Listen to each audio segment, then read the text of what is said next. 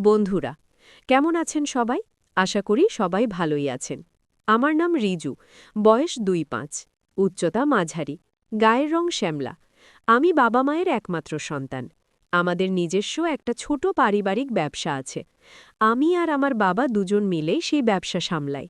College জীবনে আমার একটা বান্ধবী ছিল, নাম মধুমিতা। দেখতেও খুব সুন্দর ছিল। মধুমিতা গোলাপের পাঁপড়ির মতো। সে যে কোনো ছেলের মন খারাপ করে দেবার মতো মধুমিতা ছিল। অনেকেই মধুমিতাকে পটানোর চেষ্টাও করেছিল অবশ্য, কিন্তু মধুমিতা সে সুযোগ কাউকেই দেয়নি, একমাত্র আমাকে ছাড়া। কিন্তু সুযোগ পেয়েও কিছুই করতে পারেনি। না তাকে ভালোবেসে পেয়েছি, না তার সঙ্গে সম্পর্কে থাকাকালীন কিছু করতে পেরেছি। কিভাবে তার সাথে বিচ্ছেদ হলো সেসব একটু একটু করে বলবো পরে। তবে আজ থাক, আজ আমার পাশের বাড়ির বৌদির কথা বলবো। কিভাবে তার সঙ্গে জড়িয়ে পড়লাম একটা অন্য সম্পর্কে সেসব নিয়ে। বৌদির নাম রুমা, বয়স ২৮। বৌদির স্বামী তপন, বয়স ৩০। আমাদের বাড়ির থেকে দুটি বাড়ি ছেড়ে তাদের বাড়ি। তপনদা একটি ঔষধ কোম্পানিতে চাকরি করে, বেশ মোটা মাইনে। কিন্তু এই চাকরিতে একটা বড় সমস্যা, কয়েকদিন ছাড়া ছাড়া এখানে ওখানে যেতে হয় তপনদাকে। কখনো ২ দিনের জন্য, কখনো ৫ দিনের জন্য, আবারও কখনো কখনো ১০-১২ দিন পরে ফিরে আসে তপনদা। মাঝে মাঝে আমি মজা করে তপনদাকে বলি, অফিসের কাজের সূত্রে তোমার তো বেশ ভারত ভ্রমণ হয়ে যাচ্ছে বলো তপনদা। তপনদা খুব বেশি কথা বলে না, একটু ঠান্ডা মেজাজের, তাই মুচকি হেসে উড়িয়ে দেয়। রুমা বৌদি একটু বটপটনি, কথা বলতে খুব ভালোবাসে, কিন্তু কথা বলার মানুষ তার জীবনে সেরকম কেউই নেই, ফলে একাকিত্ব বোধ করে খুব। সেটা কেউ বুঝুক আর না বুঝুক, আমি অন্তত বুঝি। আমি মাঝে মাঝে তপনদা বাড়ি থাকলে তাদের বাড়ি যাওয়া আসা করি। আমার সাথে তাদের সম্পর্ক বেশ ভালো। তাদের বিয়ে হয়েছে প্রায় ৩-৪ বছর, কিন্তু এখনও সন্তানের সুখ ভোগ হয়নি। আসলে কোনো সমস্যা আছে না তারা নিজেরাই এখনও সন্তান নিতে চাইছে না, সেটা ঠিক বলতে পারবো না। তবে এতদিন বিয়ের পরও সন্তান না হলে আমাদের সমাজে যে ধরনের কানাঘুষো তাদের দুজনকে নিয়েও মাঝে মাঝে সেসব কানাঘুষো শোনা যায়। তপনদার বাবা মা বেঁচে নেই, ফলে যখন তপন কাজের সূত্রে বাইরে যায়, রুমা বৌদি বাড়িতে একা একাই থাকে। প্রথম প্রথম একা থাকতে একটু অসুবিধে হলেও এখন একা থাকতে আর অসুবিধে হয় না। রুমা বৌদি দেখতে বেশ সুন্দরী। রুমা বৌদি বাড়িতেই বেশিরভাগ থাকে, বাইরে খুব একটা যায় না, জরুরি অবস্থা ছাড়া। বাড়ির সমস্ত বাজার কেনাকাটা তপন আগে ভাগেই জোগাড় করে রাখে। বাড়ির ভিতরেই সমস্ত কিছু রয়েছে, ফলে বাইরে যাওয়ার সম্ভাবনা খুবই কম থাকে রুমা বৌদির। হঠাৎ যদি কোনো কিছুর প্রয়োজন হলে তখন হয় আমাকে, না হলে তার এক দুঃসম্পর্কের কাকাকে বলে আনিয়ে নেয়, তপনদা ফোন করে। যখন সে বাড়িতে থাকে না, আমিও মাঝে মাঝে তাদের কাজে এসে যাই। এই আর কি, এভাবেই চলছিল স্বাভাবিক জীবনযাপন। কিন্তু হঠাৎ এমন কিছু ঘটল যার না আমার আর আমার জীবন স্বাভাবিক রইল। একদিন হঠাৎ বিকালে তপনদা আমাকে ফোন করে তাদের বাড়িতে সন্ধ্যায় আসার জন্য বলল। আমিও নিজের কাজ সেরে তপনদার বাড়িতে গেলাম সন্ধ্যায়। বাড়ির দরজায় গিয়ে টোকা মারতে তপনদা দরজা খুলে দিল। ভিতরে প্রবেশ করে দেখি রুমা বৌদি রান্নাঘরে রান্না করতে ব্যস্ত। আমি কি ব্যাপার, তপন হঠাৎ ফোন করে আসতে বললে? তপন: ঘুরে সোফায় বসো আগে, তারপর বলছি। আমি তপনদার কথা মতো সোফায় বসে পড়লাম। তপনদা: আসলে আজ রাতেই আমাকে চেন্নাই যেতে হচ্ছে অফিসের কাজে।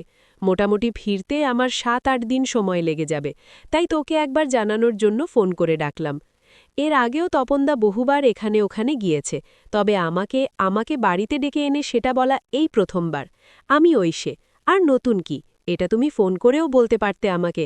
তপনদা: হ্যাঁ, ফোন করেই বলতে পারতাম, কিন্তু এবার একটু অসুবিধে পড়েছি ভাই, তাই অত কথা ফোনে বলার চেয়ে তোকে বাড়িতে ডেকে বলাটাই ঠিক মনে হলো। আমি একটু অবাকই হলাম অবশ্য, মনে মনে ভাবলাম এমন কি বলার থাকতে পারে যেটা ফোনে বলা যেত না।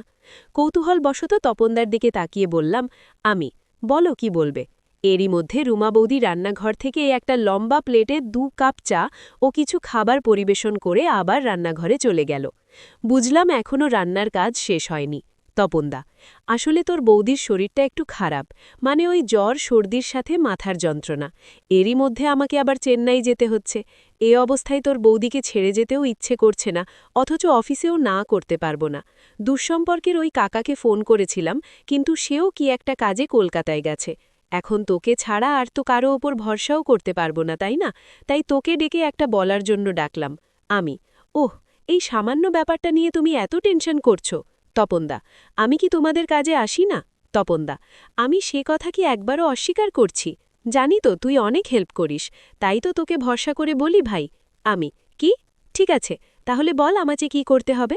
তপনদা, আসলে আমি চাই তুই এই কটা দিন আমাদের বাড়িতেই রাতে থাক। মানে তোর বৌদি যতদিন না সুস্থ হচ্ছে, মানে এই অবস্থায় কখন কি রাতে দরকার পড়ে বলে চুপ করে গেল। আমি অবাক হলাম। তপনদাই কি বলছে? সে বাড়িতে থাকবে না আর এই অবস্থায় সে রাতে আমাকে তার বাড়িতে থাকার আমন্ত্রণ জানাচ্ছে তার বউকে পাহারা দেওয়ার জন্য। আমি একটু আমতা আমতা করে বললাম, কিন্তু রাতে আমি। এরপর কিছু বলার আগেই রুমা বৌদি রান্নাঘর থেকে রান্নার কাজ শেষ করে আমাদের পাশে এসে দাঁড়িয়েছে। কপালের ঘাম ঝরছে, তার সাথে এটাও বোঝা যাচ্ছে যে সে অসুস্থ। তার ছাপ মুখ দেখলে স্পষ্ট বোঝা যায়। সে একটা গামছা দিয়ে নিজের ঘাম মুছতে মুছতে আমাদের কথা শুনতে লাগল। তপনদা, কি, কেন? রাতে এখানে থাকলে তোর কোনো অসুবিধে আছে রিজু? দেখ, যদি তোর অসুবিধে হয় তাহলে আমাকে অন্য কিছু ভাবতে হবে, কিন্তু এখন সন্ধে হয়ে গেছে, আমার ট্রেনও রাতে, চেন্নাই মেল। এখনও প্রায় ঘড়িতে ৯টা বেজে গেছিল, ফলে তপন তাড়াতাড়ি রুমা বৌদিকে খাবার বেড়ে দেওয়ার ব্যবস্থা করতে বলল। আগেই জামাকাপড় দরকারি কাগজপত্র ব্যাগে ভরে রাখা ছিল। হাওড়া স্টেশন আমাদের বাড়ি থেকে প্রায় ১ ঘণ্টা সময় লাগে। ট্রেনে তপনদা আমাকেও তাদের সাথে খাবার খেতে বাধ্য করল, ফলে রাতের খাবার আমি, তপন, রুমা বৌদি একসঙ্গেই সেরে নিলাম। তপনদা সময় মতো বাড়ি থেকে রওনা দিল। যাবার সময় আরও অনেক কিছুই কথা হলো। এখন প্রায় রাত ১০টা বাজে। রুমা বৌদি রান্নাঘরে বাসনপত্র গোছাগুছি করছিল। আমাকে একবার আমার বাড়িতে যেতে হবে। বাড়িতে গিয়ে কিছু একটা বাহানা দিয়ে আবার আসতে হবে, সাথে জামাকাপড় পাল্টেও আসতে হবে। আমি তখন সোফাতেই বসেছিলাম। একটু জোরে হাঁক দিয়ে বৌদিকে বললাম, আমি। বৌদি, রুমা বৌদিকে, হ্যাঁ বলো, কিছু বলবে? কিছু দরকার নাকি কিছু দেব? আমি, কি না, কিছু লাগবে না। বলছি আমি একটু বাড়ি হয়ে আসি। বৌদি হয়তো বুঝতে পেরেছিল আমি কেন বাড়ি যেতে চাইছি, তাই সে তার মধুর হাসি দিয়ে বলল, আচ্ছা ঠিক আছে, বাড়ি থেকে ঘুরে এসো। আমি আর বসে না থেকে বাড়ির উদ্দেশ্যে বেরিয়ে এলাম। জামাকাপড় নিয়ে আমি আবার তপনদার বাড়ির উদ্দেশ্যে বেরিয়ে পড়লাম। গিয়ে দেখি রুমা বৌদি পরনে কিছু নেই। আমি দেখে আর নিজেকে ঠিক রাখতে পারলাম না।